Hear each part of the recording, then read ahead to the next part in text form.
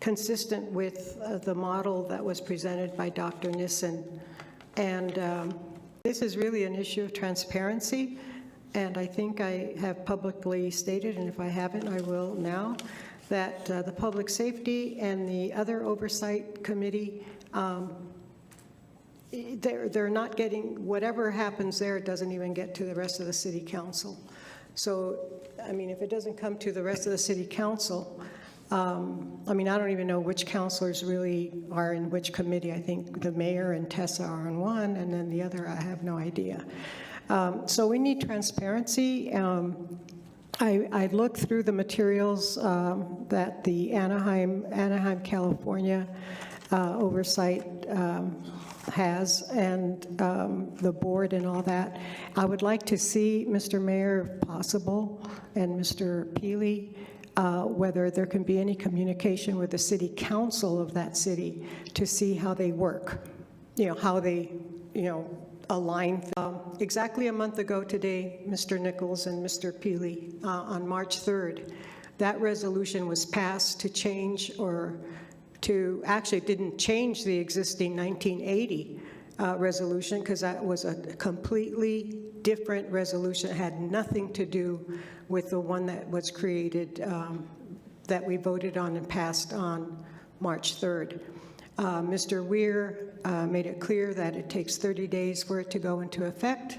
Today is exactly 30 days. Today is April 3rd, 2023. And I believe that we should move swiftly and expeditiously, Mr. Nichols. I don't know.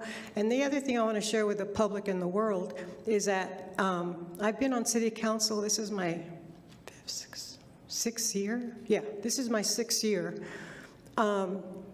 And it's still a mystery to me as to how things really get done and how it goes here and then it kicks back and then it sits somewhere. Is it a back burner? I don't know. Does it go anywhere else? I don't know.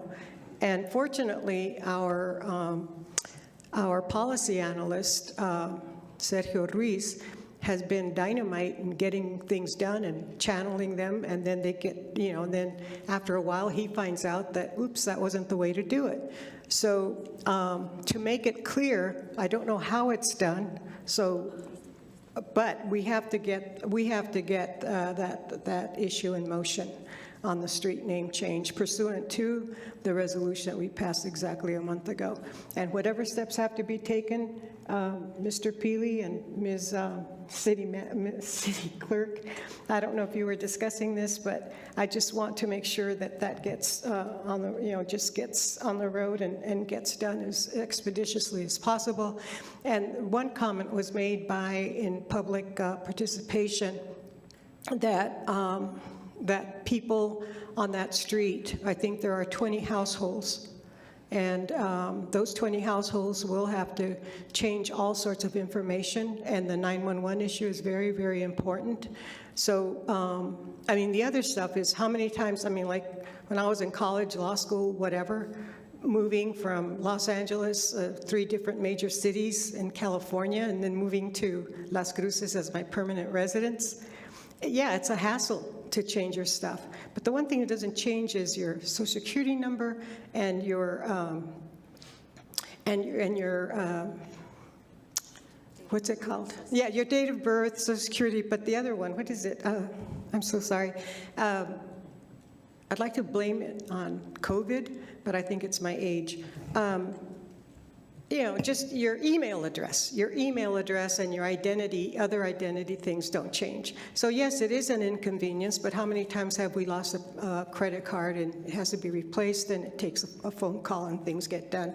So if we could start moving that process, I'd really appreciate it, Mr. Peely. And I don't know if it's in your hands, Mr. Nichols, or Ms. Barbara De Leon might know, but I'm appealing to all of you. Thank you. Thank you very much, Mr. Mayor.